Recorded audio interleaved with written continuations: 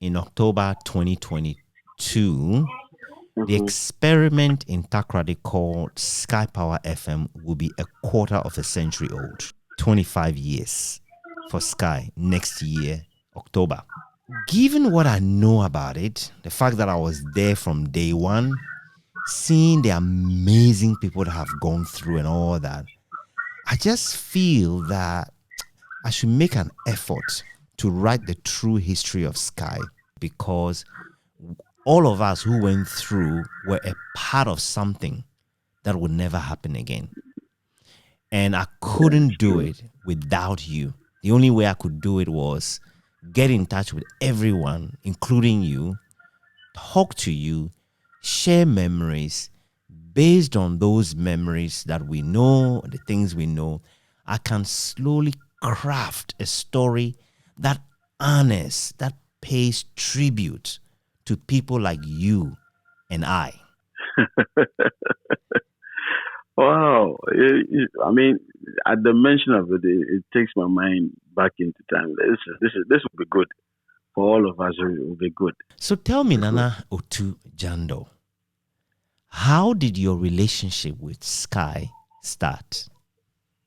Before me getting involved with Skyy, I will want to share the relationship as in being an ardent listener from Cape Coast and UCC campus. I was in Vaco Hall, top of the last floor of the hall, F40, and we were prone to receiving signals, FM signals from Accra and Takoradi, but Takoradi mostly we were having the ones coming in from Skyy FM, and it always gave us an opportunity to have a feel of how commercial radio was going to be like after school.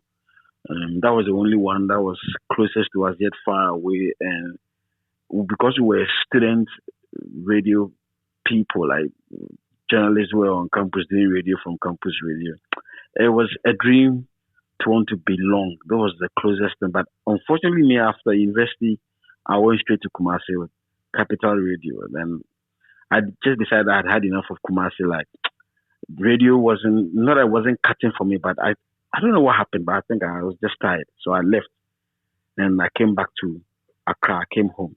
Then I decided to pay a friend of mine a visit in Takoradi. That's James Caesar. Went to him and he's like, Charlie, come and play the drive for us while the ones you are here holiday. I was like, no, I don't want to do radio again. We had the hassle back and forth. So I did. And then small bro, as I was not, I was like, no, you won't go back. I will get you to do radio again. That was it. So I had come into town on holidays. And yeah, I think a night I tried my hands on radio on Good News FM one night. And JM had heard me and decided that no, if I'm with him, it shouldn't be on Good News. It had to be on Skyy.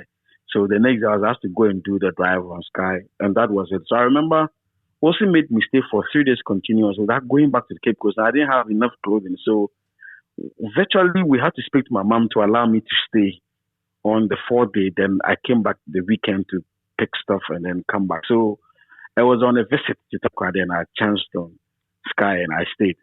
Wow. That's quite the story. Yeah. So what happened? You were a student at UCC. You were a volunteer presenter on ATL FM? No, on Radio Valco. Oh, sorry. So there was Radio Valco as well. Yes, Radio Valco. So the difference between Radio Valco and ATL, the ATL FM was set up by the government. Then Tetebuko actually gave them the equipment. But Radio Valco, the students, about 7 of us, we put money together and we built our own transmitter. It was a 7-watt mono transmitter. We put it 7 watts. Everything. 7 watts. Yeah, so Radio Valco was purely JCR controlled. No member of the senior common was involved. We just started our own thing, and it graduated from 7 watts to 100 watts stereo transmitter, which we built again from what's it called, crystal oscillator to the antenna. We designed everything, we put everything together, we built ourselves. So essentially, you were broadcasting only to Valco Hall at that time, and probably the signal would have bled to other places on a campus? Yeah, it was traveling all the way to the Cape Coast Township proper. I think it's because of the hall. The hall was, it had quite a good height. High and rise, then the antenna, yes. so the antenna could, high rise, so it could travel that far. So essentially, it's all over campus, and then some parts of what's it called, municipal Cape Coast. Yes, right. As you're talking about it, I can just remember your personality. You are the sort of person that would do that. You climb the highest tree to make sure you achieve it. You will put yourself at risk. You would find people of your ilk to do it. You know, it's true. Without regard to the consequence. You know? It's true. It's true. I mean, I go back into time to remember stuff. And what did I even do all of this? I mean, we risked everything. There were times that we had to skip lectures just because we needed to build a transmitter, experiment with things and all of that. I think radio was a thing of the day that got the imagination of the youth around that time, and I happened to be around, and we were so engrossed. We just wanted to make sure that thing worked. And another thing, so there was this issue of me being a Cape Coaster who went to St. Augustine's College, and it was a difficulty being a Fante. The school is on a Fante land, but my Fantiness, as it were, in brackets, wasn't accepted. For instance, if I spoke Fante on St. Augustine's College campus, I was laughed at. So there was this thing that we got coming out of sixth form into university. We wanted to prove a point that the Cape Coaster could do that much anybody else from anywhere could do. So why was your fantiness or your fanty language, the way you spoke, it wasn't necessarily acceptable in that environment? I don't know, but I think it was the order of the day. I wouldn't even find the right ways to put together to understand that phenomenon. But that was it. I mean, even when you spoke on each Gasco campus, it was accepted. But Fante, you were labeled as backward, you were a villager on your own land. You were called Ko-Fante and K-Piano and all those things. So when we had a chance, UCC campus, those of us who put the station together were all Fante boys from Cape Coast who had gone to school in Cape Coast. They were just to prove a point that we could do it. So initially, just about 80% of the personnel we got together to do the station or to start the station were all Cape Coast Fantes. And yet again, so when Skyy Power, the signals were coming in, we had just too many of our stars from Cape Coast being part of the experiment of Skyy Power FM. Kwete, somebody I went to same primary school with, I'd known childhood friend. I think it was about 2-3 years the senior of mine. Abra Noma, there was Erika Nyanyo. Like, these are people that we knew on campus. So, and then on campus proper, because we were student oriented, as in we had done everything by ourselves, we became the staple of the campus. These are boys from UCC who have done it. So we were better received on campus than ATL FM, but just that ATL had the pro equipment. And so they were, as it were, in the lead. But we had the enthusiasm. To the extent that I can now make mention of the Kujo Yangsons, of Joy fame right now, Ani Osabuti also of multimedia. There are a lot of us through Radio Vaco who have had national prominence. Onio Kumafofo, who went to multimedia as well, played the drive, was on top for some time. I think I can count about 15 of them, but the names don't come handy.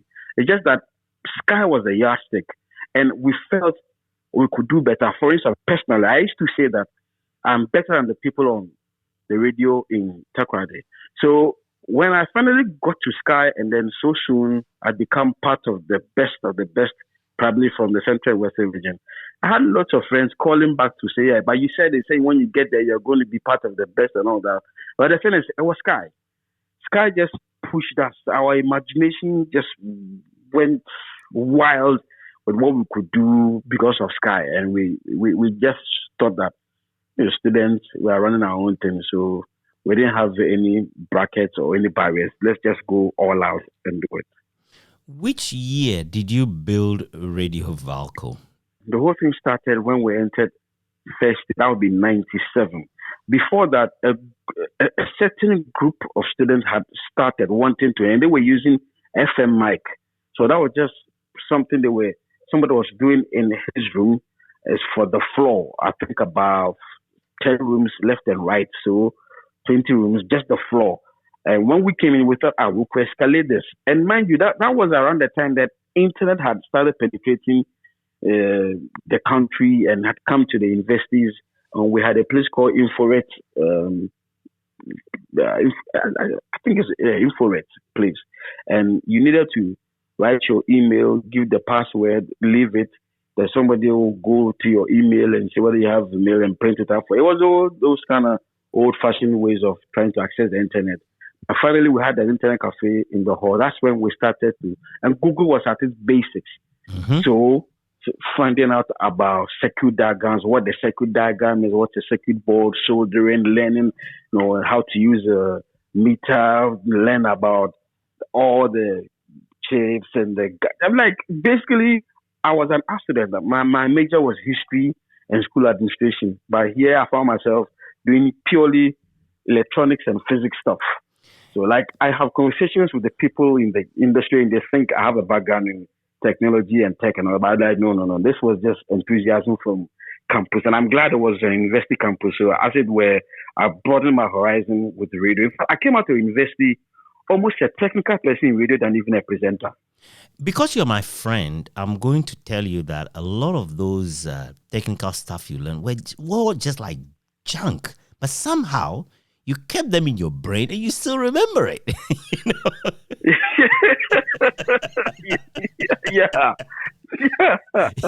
In fact, I remember you as a person who knew a lot of weird stuff and you had enthusiasm.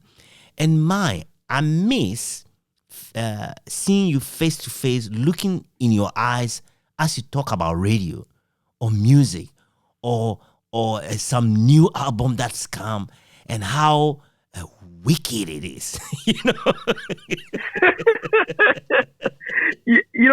I don't know, but today the conversations that I had at that meeting, I met one of the greats in radio in Ghana, Joe Mensah, who is the morning show on radio. He's a morning show host, but he's been doing radio all around Kenya to Liberia, Sierra Leone. He set up a lot of the UN radio stations in war-torn countries. He's done radio to the top.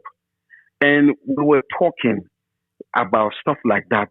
And we realized that the information that most of us kept in our heads were pre-Google. So they were like, if you had to go on air, the preparation that you had to do, it was solely dependent on how much you can absorb before you go on air. You didn't have a producer. Mm-hmm. These days, when you have somebody on air, say a drive time presenter, a morning show host, he has a team. He has there's a team. But in your time, your news, you did everything. You even needed to have extra skills on the usage of the mini disc. You see, so I call myself the pre-Google era, and we are so prepared. Like I go on to shows, and I feel this is so light, this is empty. There's nothing heavy about it. Yeah, I don't feel the show coming out of one person who is called a presenter because he doesn't know jack. Everything is fed to him. Yeah. It's nice to have a team of producers, man. It makes your life comfortable. But as the sharp end of the spear, you have to be sharp yourself. You've got to have the oomph yourself, don't you?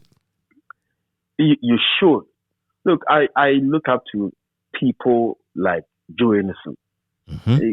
It's amazing things Joe Innocent could do with his brains that sometimes even culminate into building of a radio jingle. The different parts of CD songs or sound effects that we pick all around. And mind you, around this time, we were not even prone to computer. Computer wasn't part of what we did. It was a mini disc. It was very much analog. But the things that we could do, technically we were sound. We were still, look, I remember Wasnata brought in a new transmitter from Italy, the CTE transmitter. For some strange reasons, when the transmitter came, I think a month or two later, he traveled on to Accra and the transmitter went off. I wasn't a technician at the place. It was 2 a.m. Wasnata left the technicians of the station asked Nana Kwame to come and call me, to come and fetch me. And lo and behold, when I went, I was able to find out which problem it could be, and I solved it. That's how prepared we were. We loved radio. And look, Nana Kwame made a post on Wasnata's. He made a post on Wasnata, the owner of Skyy Power FM. Yeah. Today is his birthday. I didn't even know.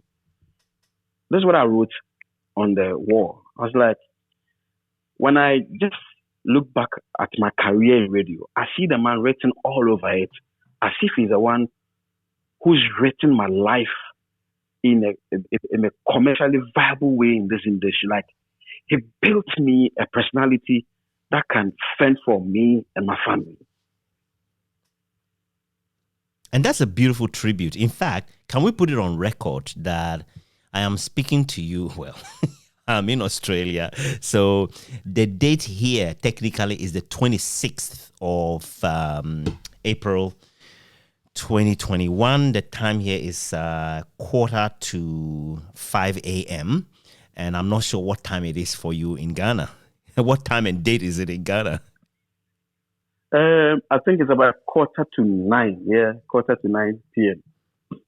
And so it will be the 25th in Ghana, 25th of April?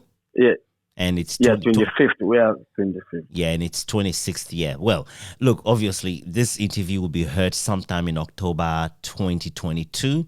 It'll be nice when both of us even hear it, we can recall that it was a conversation in real time across many time zones that almost didn't make sense.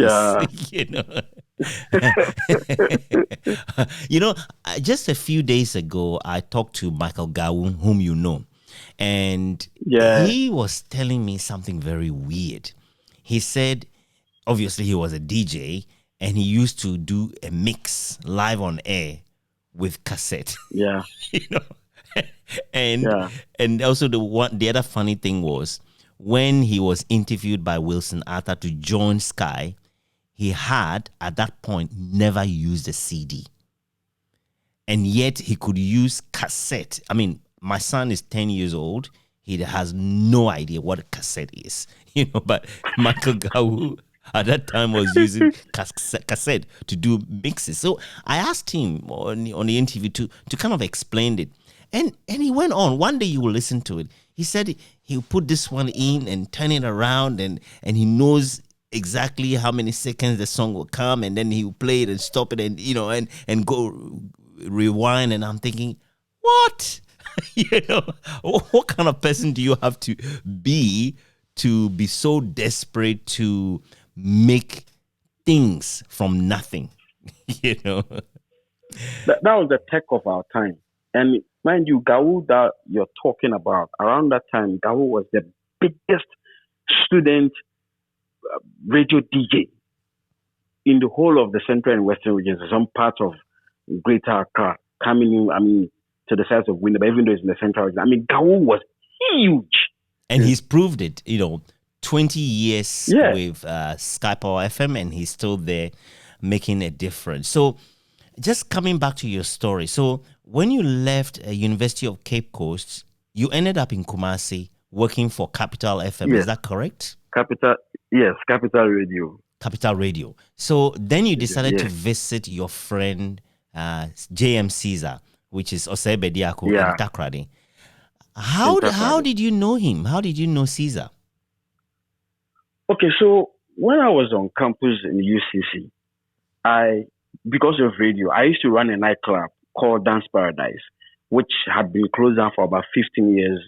We took over and changed it into the Deep Nightclub. Now, as part of my connect to the industry, I had a friend whose sister was dating J.M. Caesar, who was the biggest R&B and hip-hop radio superstar in the whole of Ghana then. I mean, forget about the Giles Bossmans and the O's and the Woodman and all these names in Accra then. Our hero in the Central and Western region was James Caesar.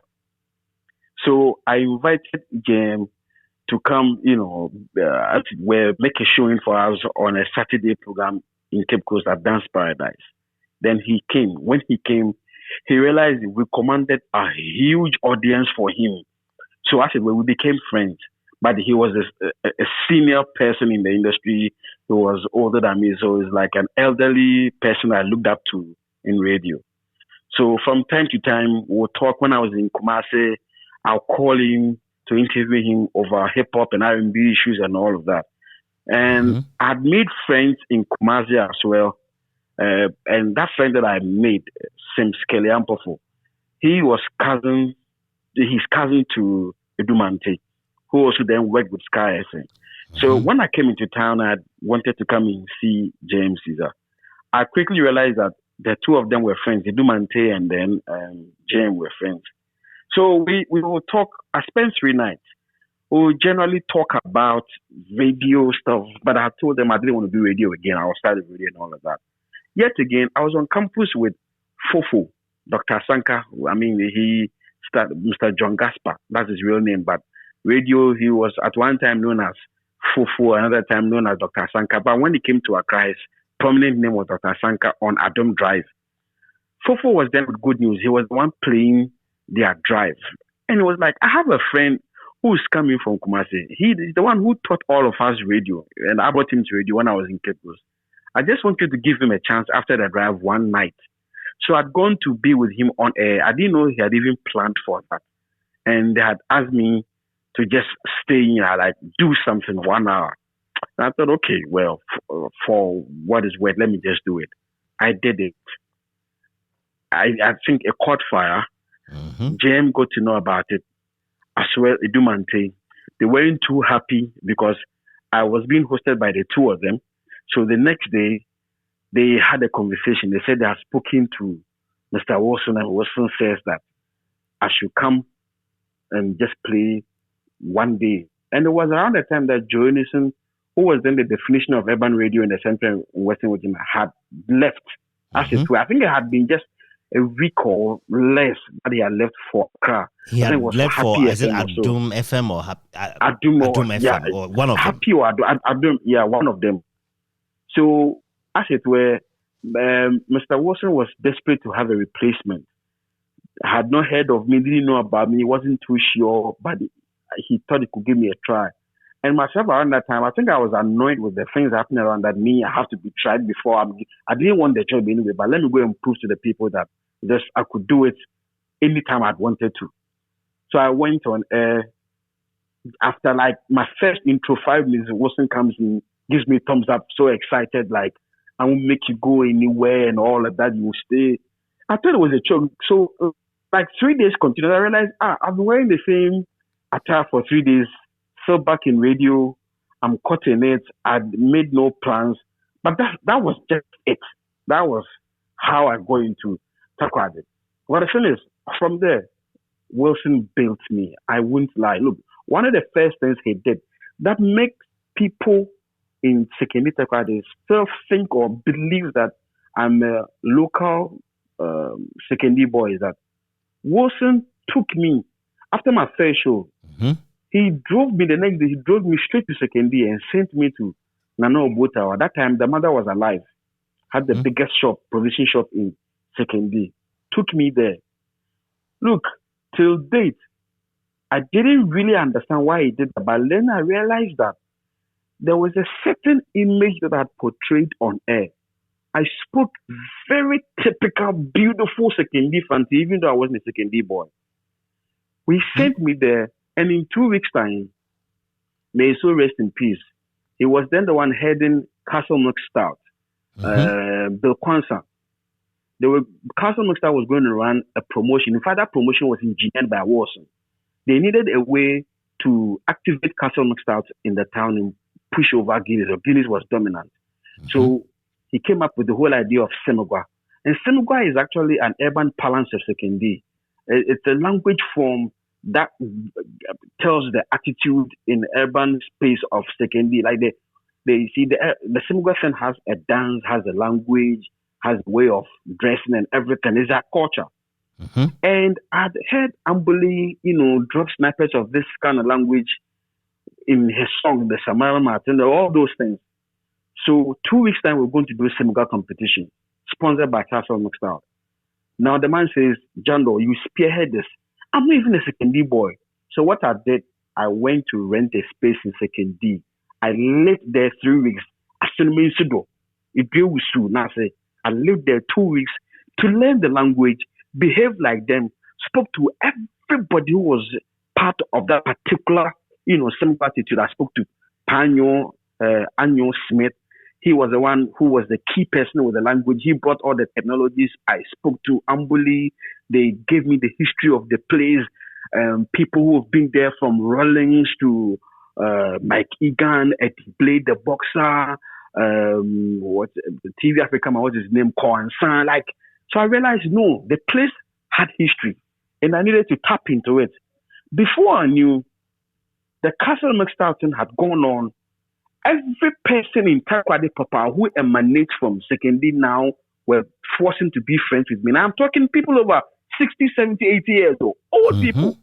So sort of rekindle that urban lifestyle that they grew up knowing, brought love, fame, some dignity, because the references I made, look, at a point in time myself, I was convinced that no, maybe I'm from secondary. They gave me a place. I'm from Council Road, for all. So they were like, oh, so okay, we can be proud of secondary. So quickly I learned that my claim to fame should not be Takrady. It has to be secondary. And I learned even to pronounce secondary in the indigenous way. I never said secondary on there. I always say Sekunde. Sekunde. And it was all the engineering of Mr. Wilson. I don't know how he did that, but he got me to be painted in Sekunde. And when I stepped on any stage to do an MC, look, till date, even in radio in Accra, I make reference to secondary as where I'm from, and I was accepted. The love that secondary gives me, even till date, name is Otu Gyandoh. For you see, and the urban slang of secondary quickly setting, they shortened the name to the Gyandohs. Some call me Wanje, to the Kwa, the Cameos, Quarter Mom. Like, it was all over the identity. Let me tell you a story. So, Guinness was changing bottles, old bottle into a new bottle. And they had done 3 huge parties. In fact, 2 of them, one in Kumasi, one in Accra, and then the next one they had to do in Kumasi. That time, Bulario was at his peak, doing music on TV, and he was huge with all these Accra folks. And he was supposed to be the MC for the event. And a match of the day was at play. And we are talking the venue no other than Planters Lodge, which is our plus end of any venue to do anything. Lodge. Beautiful place. The Planters Lodge. Beautiful place. And Wilson called the 2 of us, myself and then Kwame Joko, was like, look, you guys, I'll make sure you're on the bill. When you go, prove to them that this town is yours. And that's with Wilson, man. Wilson's like a Mourinho, like a coach. He sets you up in your mind that everybody else in the game called competition do not exist. It's like he gives you a shot of cocaine in your arm just to go and deliver. Yes. The 2 of us, me and Joko, were like, what does this man mean? Who are we going to meet? Then we get to the ground. Then it was supposed to be an all-white event. We get to the ground and realize they say, and the guy emceeing the show is Bolare. To be very frank, we were a little bit scared because Bola was on top of the world. Game at Joy FM at the time, yes. At the time, what are we going to do? Joko was like, Charlie, let's take the Sekune swag. And the 2 of us, between the 2, we know what the Sekune swag. It's almost like secondary 11 wise going to play, Barca or something. You see, it's like no match, and yet Wilson says it's no match. Prove to them that the town is yours. When we got onto the stage, oh my God! Then I realized we're at a place where we are not only appreciated, but they know we represent them. Look, after that event, we did the first national jingle for Koala Shop. So imagine Koala leaving all the way from Accra to bring their jingle to Takoradi to be recorded for them. That's how Wilson set us up to be.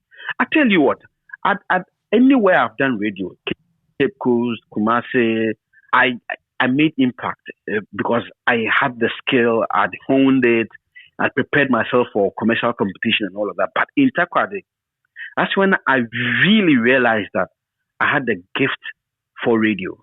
I'll be honest, there are some things with me on radio that I only discovered in Takoradi. And it was Wilson. I don't know how he did it. There's a Malta Guinness dance championship. There's a Takoradi version. Comes up to me, Wawo. Charlie Williams DB. He calls you Wawo. I remember that phrase, Wawo. And when he says Wawo, it means he's planning something big.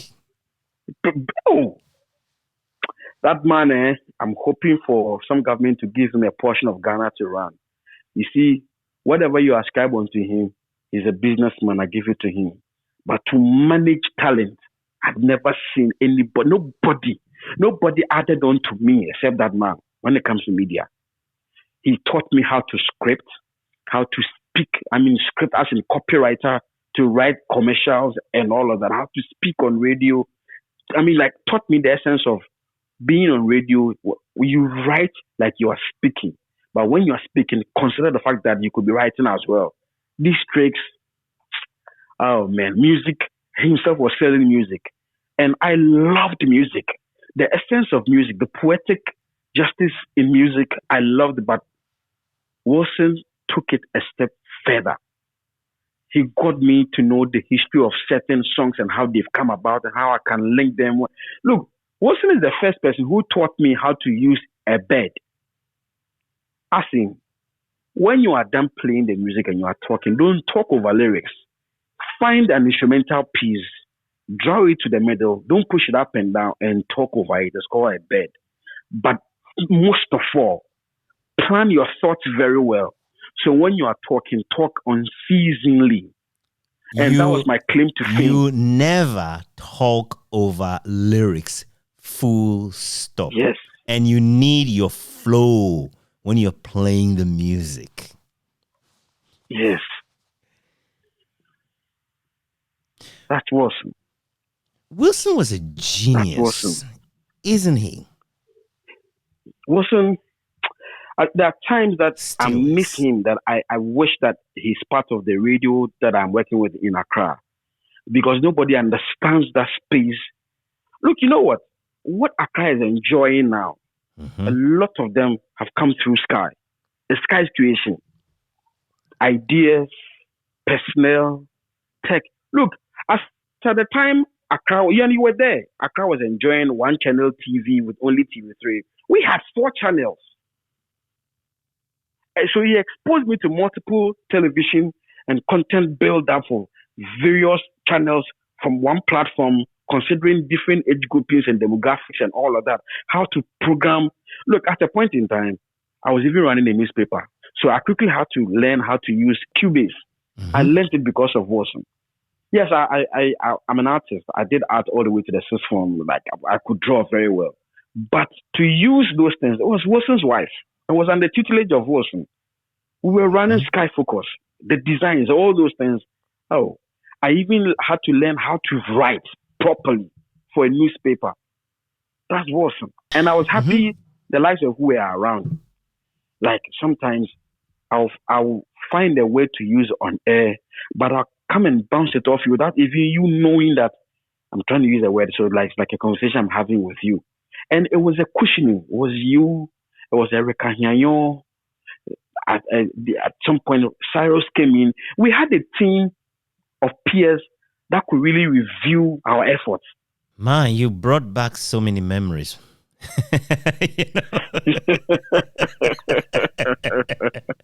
we were the winning team, weren't we? I mean, in so many ways, but it just makes me wonder how much we appreciated it at the time. This is how I ended up on the stage for the first time to MC. I had never MC'd anywhere in my life until I came to Takoradi. I didn't even know I had it in me to be an MC.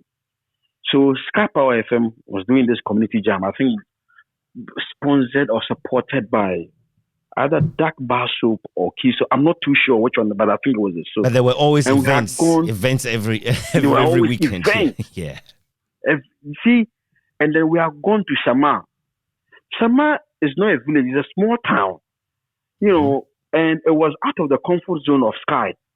And usually, the foremost MCs around that time, I will remember JM Caesar, and then there will be Mama V or Irama Smith, dependent on the corporate level of the program. And sometimes when it's so very political, or Rikanyanyo. So myself and Jokoto, in fact, we were not part of that clique. I mean, we had not built ourselves the capacity. You were not. You at the time. You were not yet part of the elite of Skyy. No, and Bob G was the front. Let me put it. Bob was the front. So we go to Shama. The audience is different, quite different, but it's huge. Who to be the MC? JM cannot go and do the hip hop things there. He can't do his hip hop. Mama cannot. In fact, and I'm sure the people of Shama would say, Philip, bro for the baby. And it was quite a challenge. We didn't even know what to do. Then Watson comes and says, that was the first time that myself and Jokoto had been paid to do anything. We were not even friends. We were just colleagues. So we go onto the stage.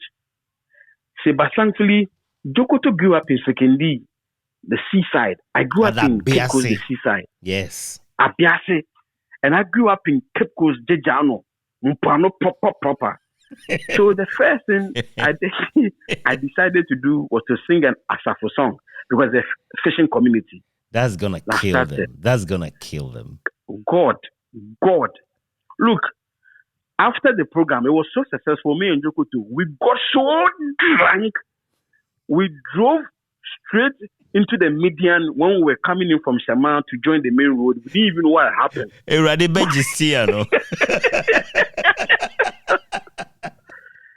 But that was a success story. That's how it all started for me and Jokoto, our collaboration. That's when we realized that we are from the same stock. We have the same kind of history, background, and everything. And we could be as extreme as we want to be. I will be the English end, he will be the account end. And that was the start of the collaboration that redefined Skyy Power FM at a point in time. And you were the sophisticated end, and he was the belly end. No, but you see, the thing is, people don't know, Jokoto is so brainy. Like, you sort of only get the end of it when he would have delivered it, either a joke or a story or something. But when you are around him constantly, you realize that he practices, he makes notes, he's that he writes. Deep thinker. And, over time, that's what I realized about true comedians. Comedians are among the most intelligent because they are very keen observers. They listen very well and they make connections. Connections that most of us don't easily make. And the ability to make those connections in one's brains and relate it to reality or current affairs or people or attitudes and culture. And that is a huge part of intelligence. And you are absolutely right. Jokoto has it. Kwame Jokoto is got it in his blood and bones. Yes, and he immersed me in the Takrade culture. Sekendi is quite different from Takrade. People don't know. When you're outside Sekendi Takrade, you seem to want to think they are from the same source. No, there's a clear distinction. We combine it naturally. Yes, we naturally combine it. Yeah, but there's a difference. Yeah. And there's a difference. Like, Takrade has a language which is distinct from Sekendi. Sekendi dresses differently. When the Sekendi person is dressed, walking around, you could tell there's a connection to the sea. Their dressing is very exotic and foreign. Oh, yes. Yeah. Look, to the extent that still in Accra, everybody knows Gyandoh loves to wear shorts. I learned that thing in Sekendi. We wear our shorts We wear our best shoes, especially suede shoes. We have our coolie high hat on. The Simanjole has to be in the back pocket, and we'll tuck in because there has to be a very expensive belt that will show. That's secondary for you. The connection to the sea men brought a lot of fashion that they made their own. I tell you what, between 3 p.m. and 6 p.m., secondary just changes. It changes. The youth just dress up. I don't know how that thing is done. Every day, between 3 and 6 p.m., you see them vanish from the streets, come up in hours later, leading up to 6 p.m., all dressed up, ready for the evening, and really well dressed. Really well dressed. But in Takoradi, you have that mean type of life for an urban youth person. Mean as in they are so mean. Life is about money. They have to hustle to make money. That's where it is. Everybody has to have the hustle capital. That's it. And there's a place in Takoradi called Sawuta. Yo, that's the deep end ghetto of, Takoradi, Sawuta. And if you think you are worth your salt and you are a Takoradi person, you should have at one point in time make an had appearance. some stint at Sawuta. That's it.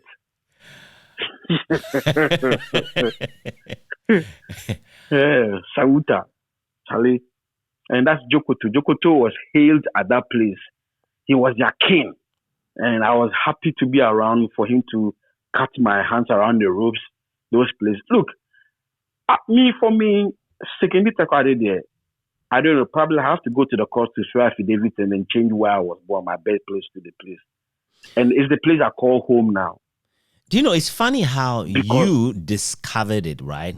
Jokoto lived it, he imbibed it. And he didn't know how much of a secondary person he was until Wilson listened to him on the old Dynamite FM. And Wilson kept repeating to himself, this is the language that secondary Takoradi wants to hear. This is the language secondary Takoradi wants to hear. And brought him. Only for Jokoto himself to realize that, wow, I actually belong here. Like, these are my people. I grew up with them. I know the language. I know the people. Like, it's with him. He's with them. Yeah. And it's interesting to see the contrast between the two of you and why the two of you could work so closely together and actually see yourselves in each other.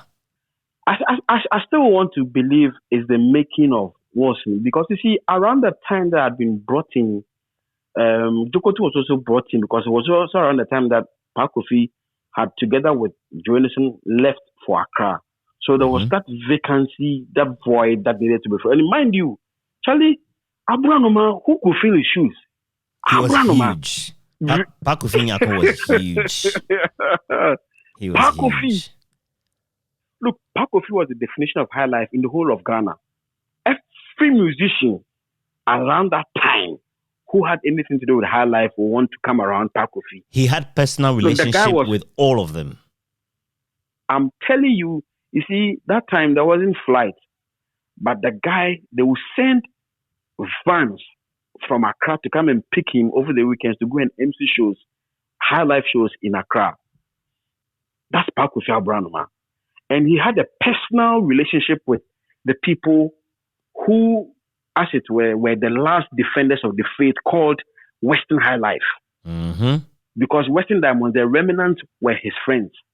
From Papa Yankson to Taylor himself, the man who had the band, the rest of the bandmates who would travel to Europe and come back, they will all come to the man. And Jokoto had to fill in for him. And you see, the early stages, I didn't know him, he didn't know me. I think we're just colleagues around. And you see, there's something with Skyy.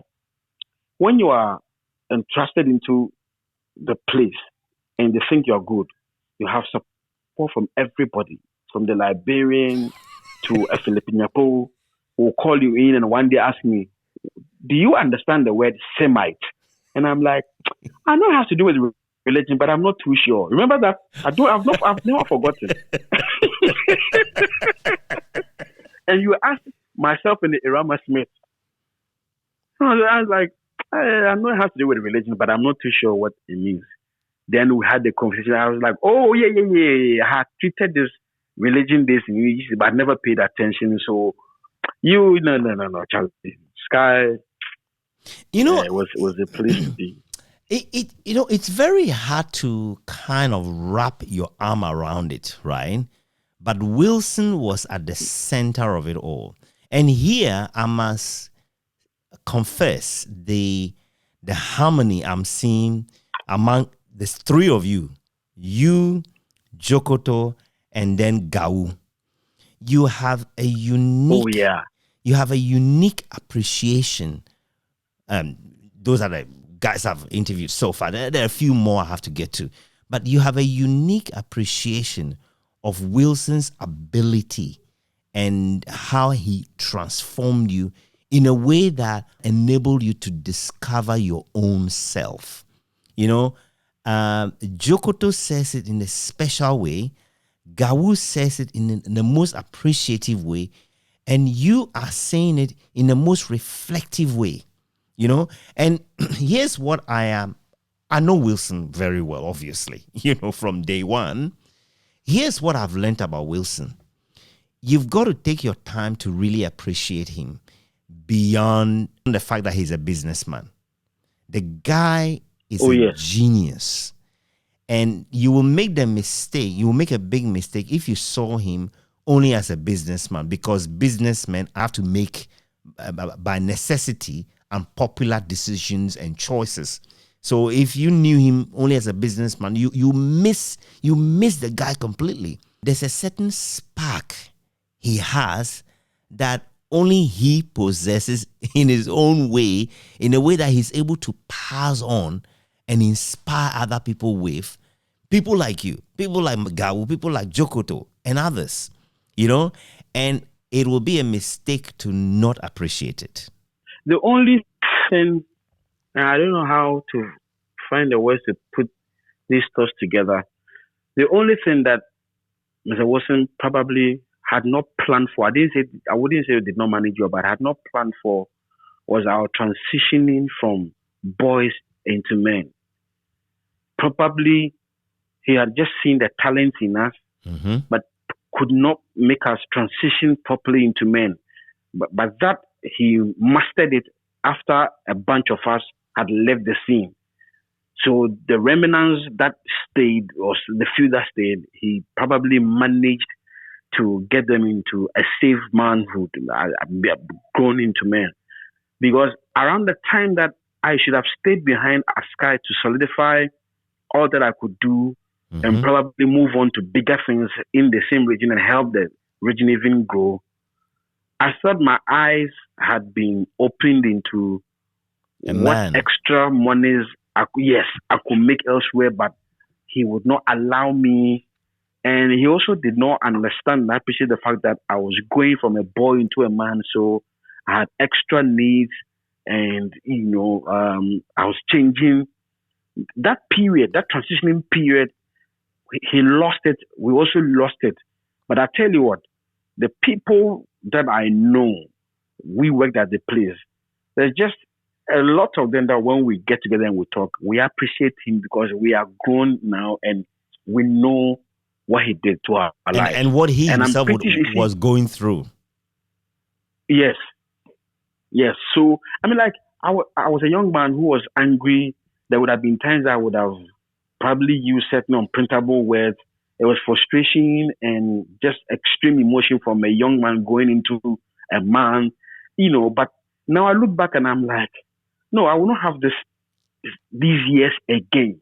And the tutelage of somebody who cared about you being groomed into a professional person that you are going to benefit from.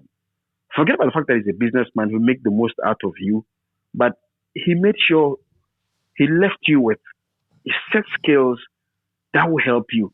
Look, I'll give you an example. So, I'd come from Kumasi.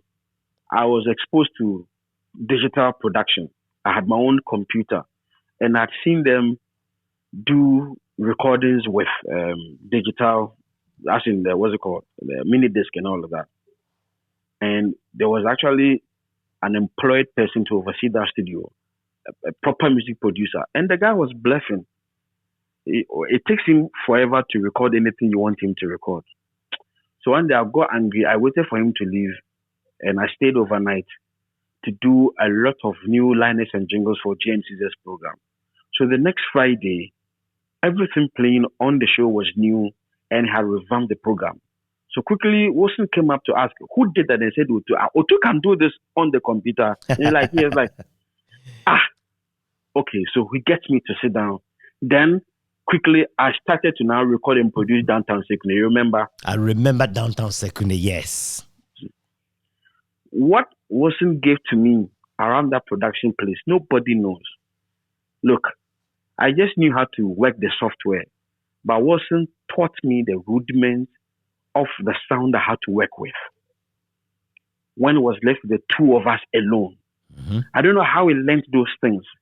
And then he exposed me to a lot of the CDs in the library because he will pick specific ones for certain specific productions.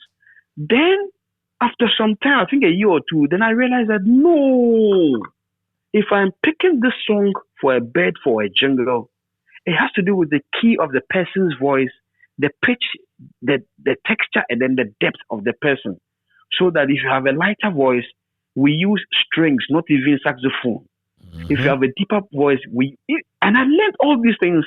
He didn't per se take a board and a chalk to teach me, but I just recall that this is how Wilson would have wanted me to do. And before I knew, I found the reasons why he did those. He made those decisions for me. Look, we'll go weekends. We'll go and have an MC thing. They're like MC gig, and he'll be like, "Charlie, when you MC gig now, I catch her, but now I'm phoning now." So when Bob G has an MC gig Saturday evening, the whole entourage of Skyy will be there as a force to go with the guy. That it took me a long time to realize he was building harmony in the group. I didn't even know. All of us. So you know that when you invite a Skyy person to be MC at your birthday, you have all of them. To the extent that now when we are moving, other stations presenters come with us to go. Yes. That was what's matter. You know how Rutai put it? Rutai says, no. It came to the point where once he's invited somewhere, the only basis upon which he will go is to say, I'm coming with all my siblings. You know? We go everywhere together. You know, like it's like a family, you know, an entourage. You know? Yeah. And you know, Nana Gyandoh, seriously, I'm really appreciating this conversation. You know, so let me put it in context. I've told you what I'm doing, but Wilson doesn't know. I haven't told Wilson. I haven't told his wife.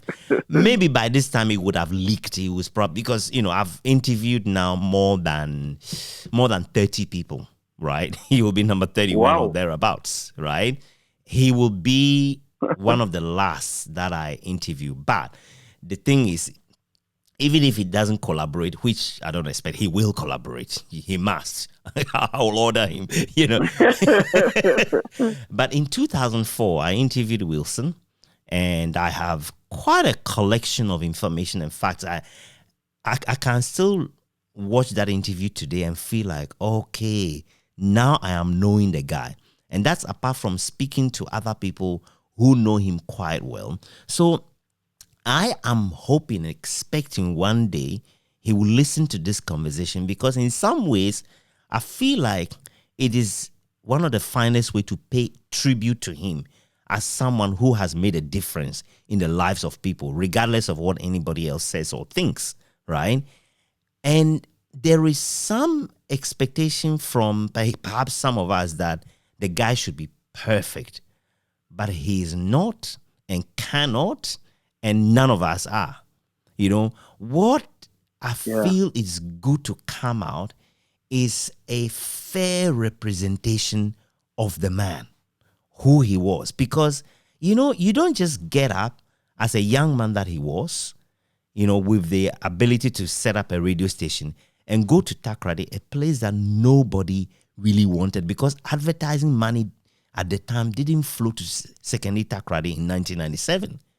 But he went there, did some market research, using his background as a specialist in marketing to say he can make this happen. And he made it happen with the help of so many equally talented people that he had to struggle to manage over a period of a quarter of a century.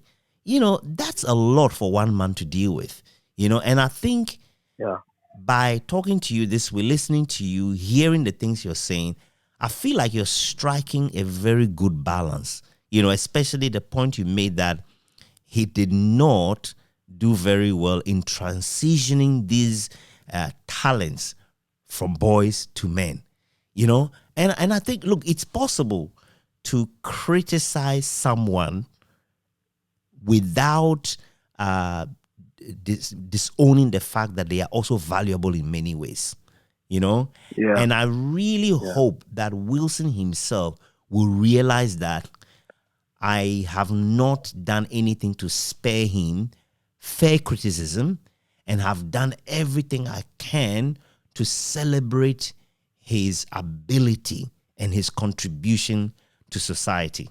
I really, really hope that he gets to that point because I think he deserves it in every way. He is extraordinary in his own ways.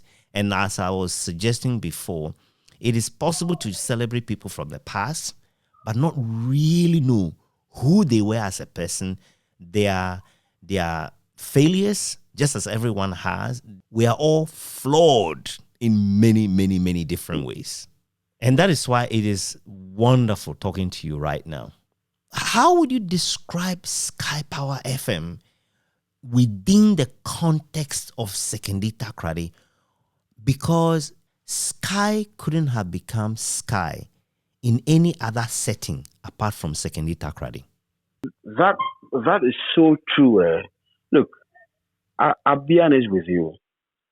When we're on campus and we will be a student to a level sometimes very much annoying, saying that we are better than Skyy and all of that. Inwardly, it was what we looked up to. Inwardly, we just wanted to be at Skyy. Otherwise, I will not leave Kumasi, come to live in Accra, say I will not do radio in Accra. And I had offers all over, from everywhere. I said I wouldn't do radio again. But when I come to Takoradi for a visit, then I stay to do radio. It's because there's a certain character. Philip, you see, you are not an Akan. But when you entered into that urban space called Secondary Takoradi, there's a certain character of the place that Wilson helped amplify. And that lived through all of us. And we also brought to bear certain elements of skill, character trait on all that we put together into the big cauldron of Skyy to define Secondary Takoradi. I'll tell you what, one of the biggest changes that gave Secondary Takoradi an upliftment as social image was Skyy Power FM. With the things that it brought to bear, the Masqueraders Party, somebody like Uncle Opia, what Uncle Opia did to the psyche of young people. There are people who grew up in Secondary Takoradi who remember the waking up skills of Uncle Opia and what it did to them. The fact that now people born in the town can look at themselves in the mirror through the likes of you, people in their own vicinity doing it. You see, there's actually a trend. Secondary Takoradi people, because there was no university in the town, after St. John's or GSTS or St. Mary's, they leave the town to go to Cape Coast, Accra or Kumasi for tertiary education, and they never come back because there was nothing to look up to.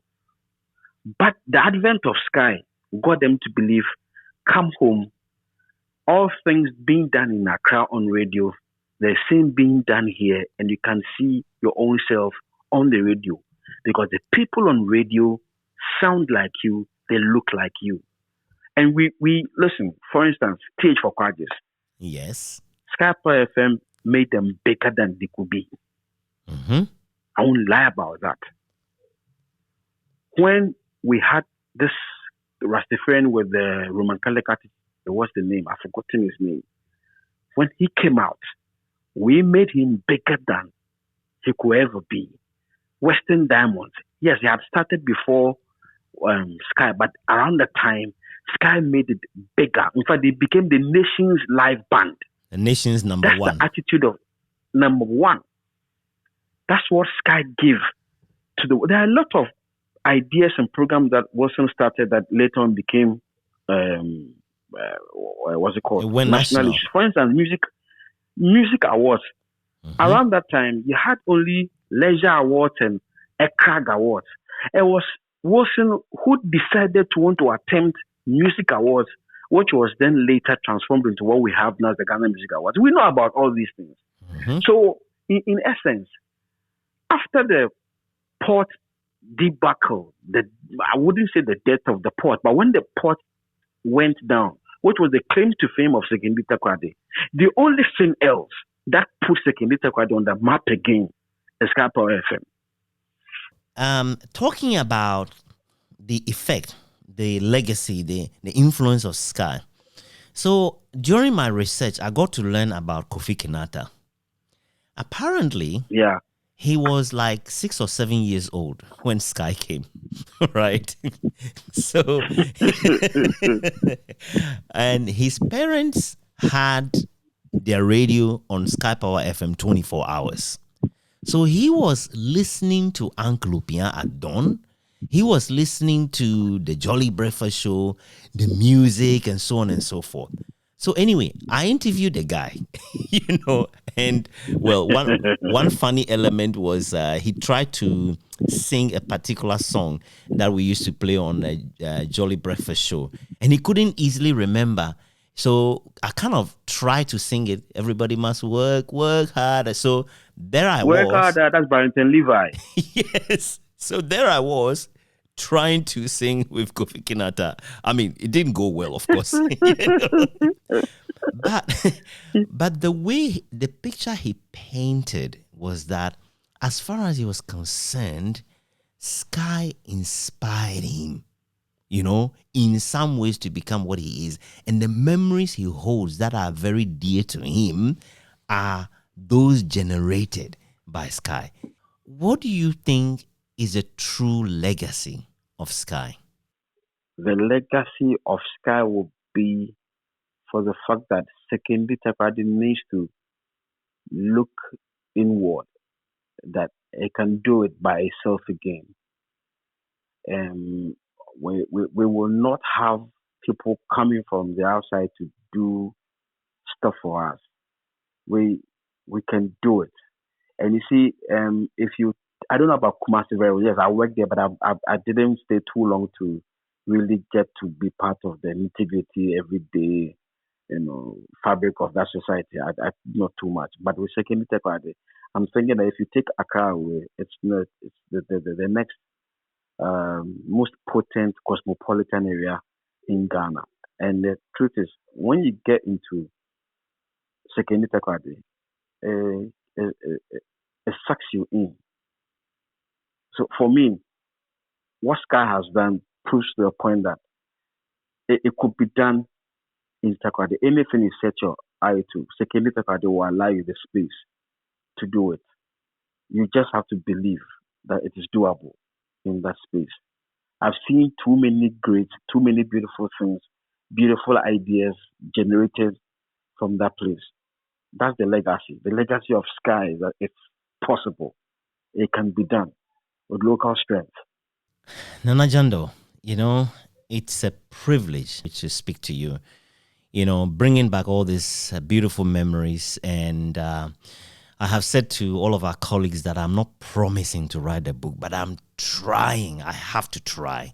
And if it succeeds, it's because someone like you has helped a lot with your time, with your memories, with your appreciation, and all those beautiful words you shared. And I really, really appreciate it. I appreciate you, Philip. Thanks. This has to be done. It really has to be done. Thank you so much. I wish you come back into the media one way or the other because I miss your quality. I mean, the questioning, the background. Yeah, I miss Phillip Nyakpo. There are times that interviews are being conducted, and I'm remembering your times with Colonel Sowu and how you grilled and like, oh, Charlie Philip, where is Philip? Where is Philip?